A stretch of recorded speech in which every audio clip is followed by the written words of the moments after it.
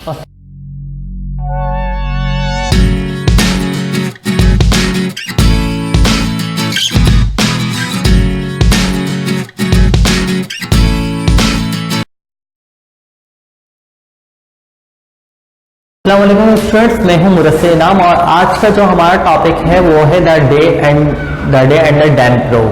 ठीक है, वो दिन जिस दिन डैम टूट गया था। ये कहानी आपकी सेकेंड ईयर की बुक इंग्लिश से ली गई है और इस कहानी को समझाने का मकसद, समराइज करने का मकसद ये है कि आपको अपने अल्फाज में कभी लिखने की जरूरत पड़े या समरी की जरूरत पड़े तो वो आप कर सकें। इस कहानी में जो ये मैंने बताई एक मज़ाहिया कहानी है, तो मज़ाहिया कहानी में एक अफवाह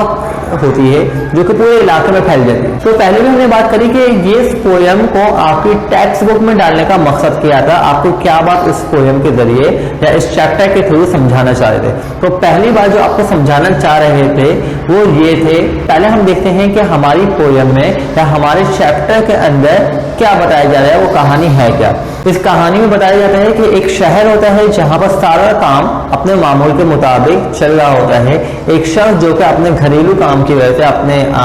जरूरी जाती काम की वजह से मार्केट में दौड़ लगाना शुरू कर देता है। ठीक है, उसी दौड़ के दौरान बहुत सारे लोग परेशान हो जाते हैं कि ये क्यों दौड़ लगा रहा है, वो भी उसको मालूम करने के लिए उसके पीछे भागना शुरू कर देते हैं। तो एक आवाज उनमें आती है कि भाई मशरिकी, यानी उस शख्स से पूछा जाता है कि वो कहाँ जा रहा है, तो उससे वो बता रहा है कि वो मशरिकी की तरफ जा रहा है। इसी तरह से कुछ कंफ्यूजन क्रिएट हो जाती है मार्केट के अंदर, और वो कंफ्यूजन यानी वो जो अफवाह है वो इस तरह से पूरे इलाके में, पूरे सिटी में फैल जाती है जैसे कि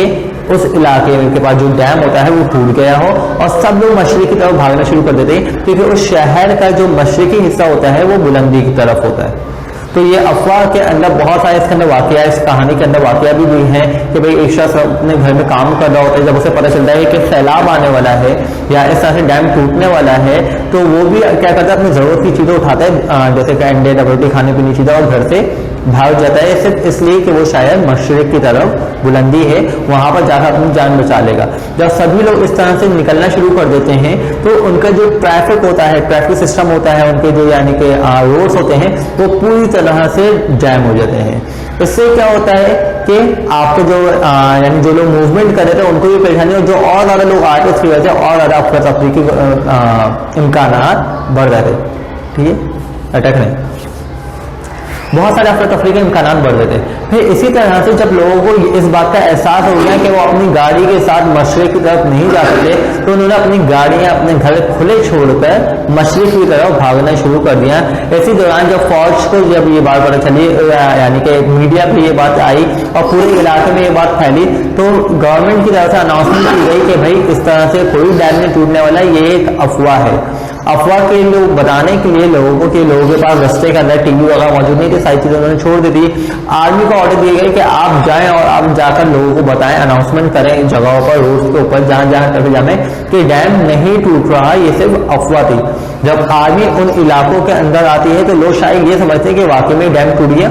लोगों का एक पॉइंट ऑफ व्यू होता है कि वाकई में डैम टूट गया और ये हमें रेस्क्यू करने के लिए यहाँ पर आ रहे हैं, तो और ज्यादा अफरा तफरी बढ़ जाती है और उसको अफरा तफरी को रोकने के कोई इम्कान दूर दूर पर नजर नहीं आते। इसी तरह से एक कर्नल का भी वाकई इस कहानी के अंदर डाला गया है कि वो सो रहा होता है अपनी, यानी आधी नींद में होता है, जब उसके पास एक बच्ची भागती भी जाती है मशरिक की तरफ भागो, तो उन्होंने उस कर्नल का भी पॉइंट ऑफ व्यू दिया है कि फौज के अंदर बहुत सारे लोग ऐसे होते हैं जो कमांड को पूरा करना अपना फर्ज समझे जाते हैं फौज के अंदर।